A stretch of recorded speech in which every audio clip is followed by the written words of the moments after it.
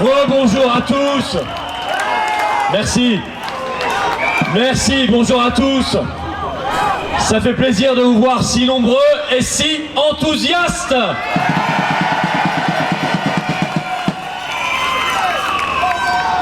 Alors vous savez, j'ai envie de parler un peu des discothèques. Non pas simplement pour des raisons de Covid et politique, je vais vous expliquer, mais aussi parce que restez bien juste après les discours. Ici, ça va être discothèque géante parce qu'il paraît qu'on n'a plus le droit de danser. Alors on va pousser le son et vous serez invités à venir sur la piste de danse libre de France. Mais quand même, ce destin des discothèques est un cas d'école. À la surprise générale cette semaine, il leur a été annoncé qu'elles refermaient, donc depuis hier soir, pour au moins 4 semaines. Pourtant, elles furent particulièrement obéissantes depuis le début. Elles ont fermé pendant 1 an et demi. Puis, elles ont accepté tous les protocoles, de plus en plus renforcés, les tests à l'entrée des établissements. Avant tout le monde, le 9 juillet dernier, elles mettaient en place en premier un pass sanitaire à l'entrée. Et on leur avait dit, si vous mettez cela en place, si vous obéissez, alors vous ne refermerez plus jamais.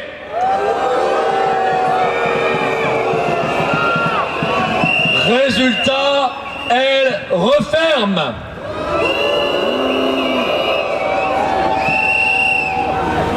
Alors, voilà une loi d'airain de cette affaire Covid depuis le début. Plus on est soumis, en croyant que la soumission ramènera la vie normale et la liberté, plus on a la soumission.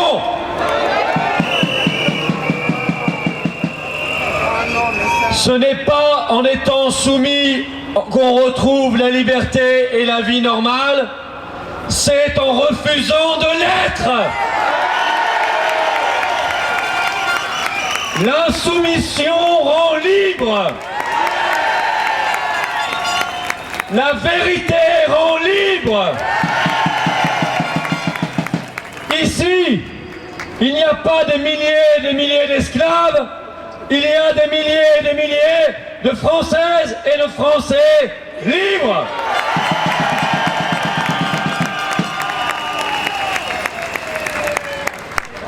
Alors je me tourne vers les restaurateurs, les gérants de bars, de cafés, de cinéma, de théâtre, de musées. Vous êtes évidemment les prochains sur la liste. Vous êtes à la merci d'une très possible, probable 6e vague. Enfin, je sais plus, on en est à la 5e, c'est ça, 6e. Ou du terrible variant Omicron. Ou d'un prochain autre variant terrifiant qui viendra. Alors imaginez, chers résistants, si 100% des restaurants refusent de contrôler le pass sanitaire disparaît instantanément. Mais mieux que ça, si seulement 50% des restaurants refusent de contrôler le pass sanitaire, alors de la même manière, le pass sanitaire disparaît instantanément. Mais même mieux que ça, si seulement 20% des restaurants refusent de contrôler le pass sanitaire, alors le pass sanitaire disparaît instantanément.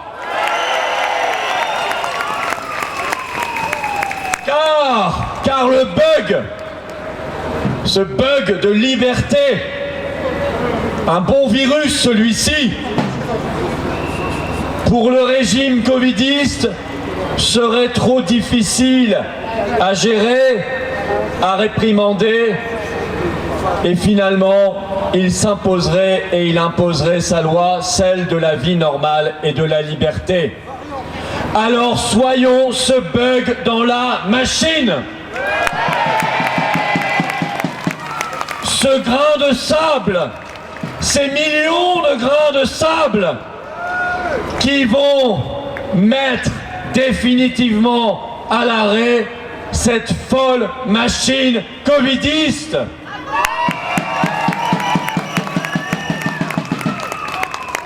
C'est la même chose pour le passage à la 3e dose le 15 janvier pour revalider son passe sanitaire. En attendant bien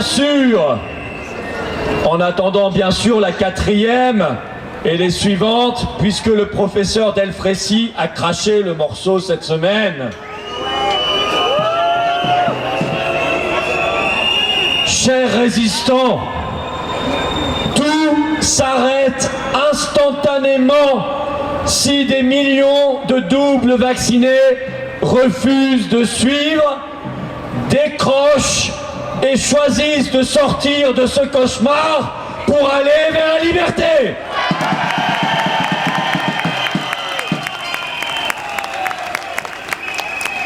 Tout s'arrête instantanément si les professions soumises à obligation vaccinale, je pense aux pompiers, je pense aux infirmières, je pense aux soignants, je pense aux gendarmes, aux militaires, au personnel administratif des hôpitaux, aux dentistes, aux opticiens et tant d'autres, si ces professions ne franchissent pas le cap de la 3e dose, alors tout s'arrête instantanément.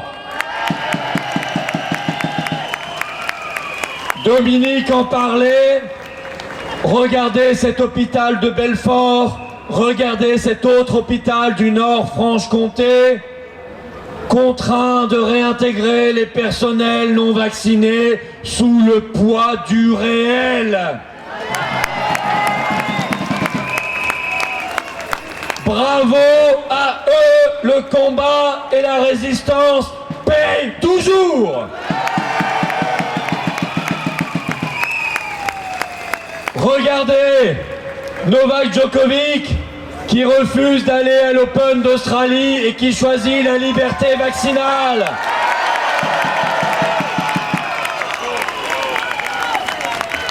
Regardez cet autre tennisman français, celui-ci, Pierre-Hugues Herbert, qui fait le même choix.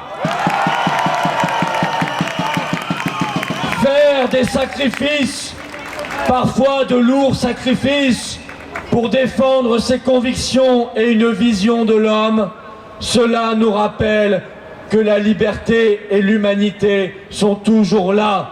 Il n'a qu'à, pour nous, aller les chercher, aller les mobiliser, aller les mettre en avant, aller les mettre au-dessus de nous, aller les mettre comme des valeurs fondatrices de notre combat. Et quand nous faisons ce choix, plutôt que celui de la soumission, alors nous gagnons.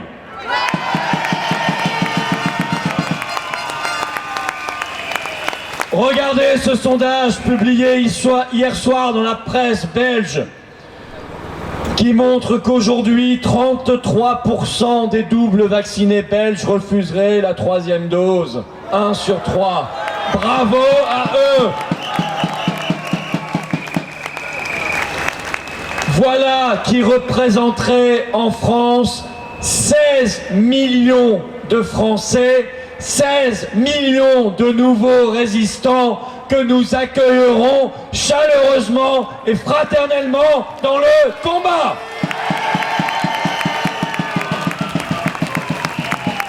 Aussi bien d'ailleurs en métropole qu'outre-mer, j'en profite pour saluer la glorieuse outre-mer, particulièrement courageuse et résistante. Et je passe ce message à nos compatriotes qui sont en train de voter en Nouvelle-Calédonie. Nous vous aimons. Ne confondez pas Macron, sa clique avec la France. Faites le choix de la France. La Macronie est passagère. La France, elle, est éternelle.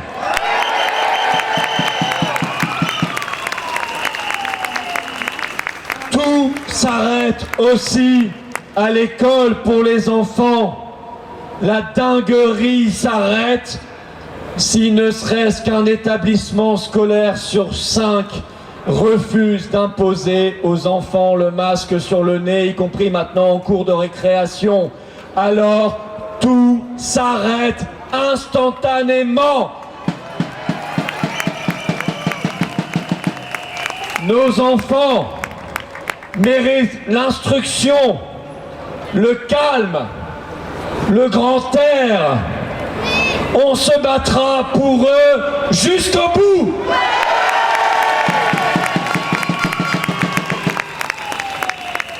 Tout cela pour vous dire que tout est toujours à faire dans le combat de solidarité et d'intelligence collective face à une volonté massive et face à des gens soudés dans leur foi et leur combat.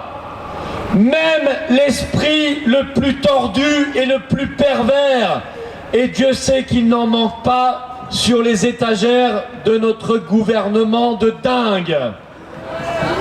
Alors même cet esprit le plus fou et le plus pervers face à cette intelligence collective ne peut rien. Il n'a plus qu'une seule chose à faire, faire ses valises.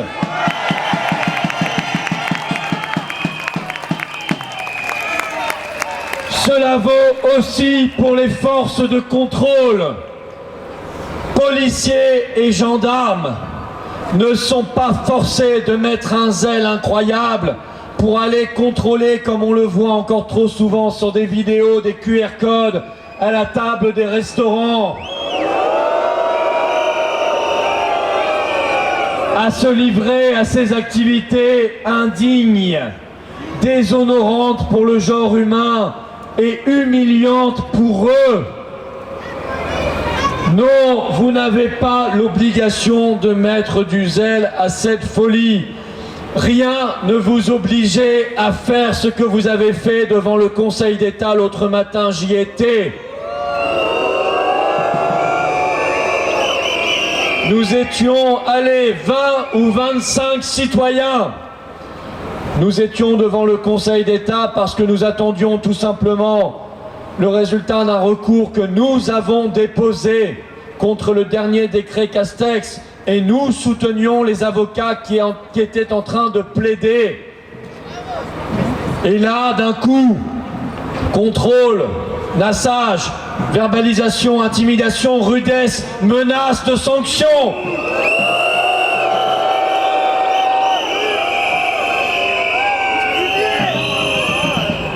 Un policier a même demandé à l'un des manifestants de se débarrasser de son drapeau français.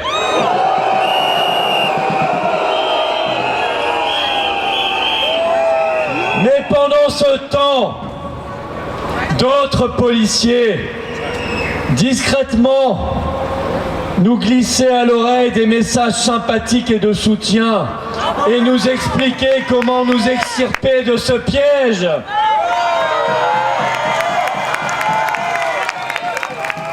Et là, nous avons réalisé qu'en tout temps, l'humanité subsiste toujours. Bravo à eux. Dans le combat, ils seront avec nous.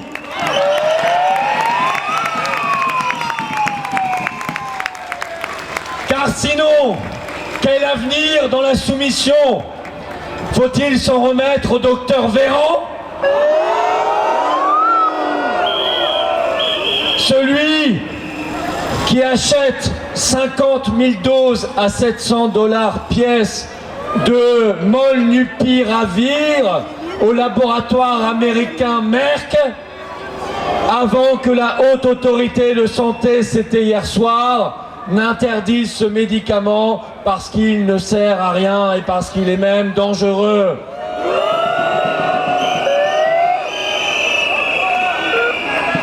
Ça nous rappelle les 1 milliard d'euros de Remdesivir achetés par l'Union européenne en octobre 2020, alors que l'OMS disait déjà que ça ne servait strictement à rien.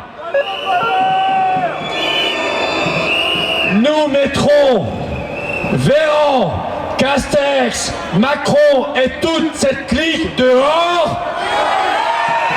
Et nous nous mettrons nous-mêmes en dehors de l'Union européenne de Madame von der Leyen. Brexit, Brexit, Brexit, Brexit, Brexit, Brexit, Brexit, Brexit, Brexit, Brexit, Brexit.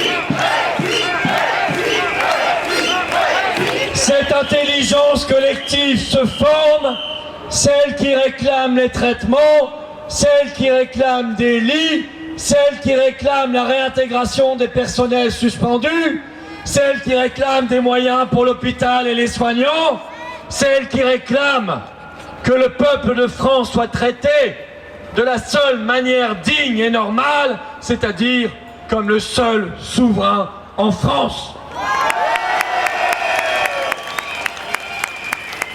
Regardez comme ça bouge. Regardez ce titre de presse, le journal Marianne, qui titre ce matin « 2 ans de mensonges, de trouille, de délire ». Nous le disons effectivement depuis 2 ans, certains commencent à se réveiller, ils sont les bienvenus dans le combat et la résistance.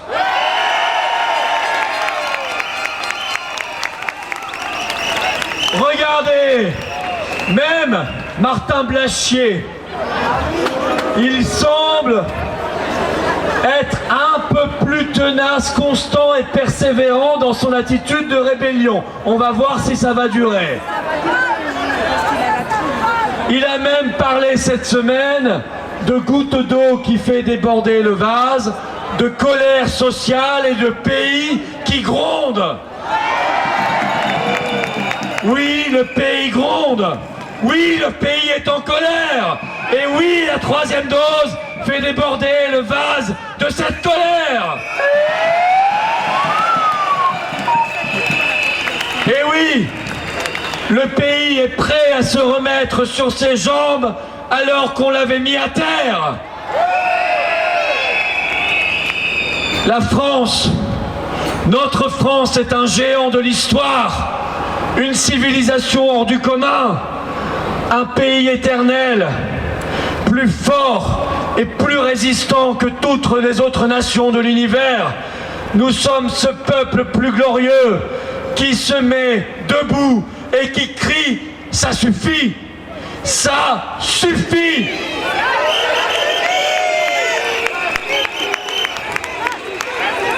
Ça suffit, ça suffit, ça suffit.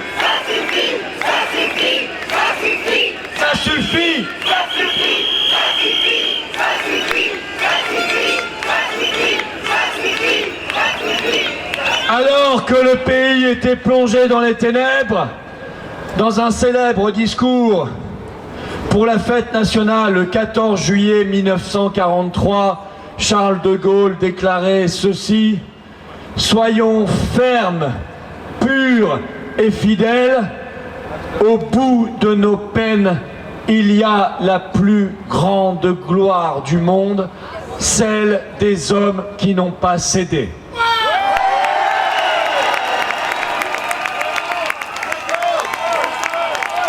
Nous ne céderons pas, nous irons vers cette plus grande gloire du monde. Vive la liberté, vive la résistance et vive la France libre!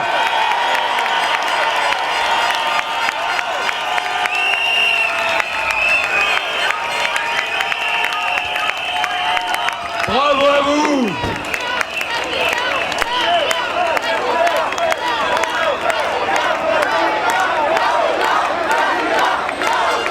Liberté, liberté,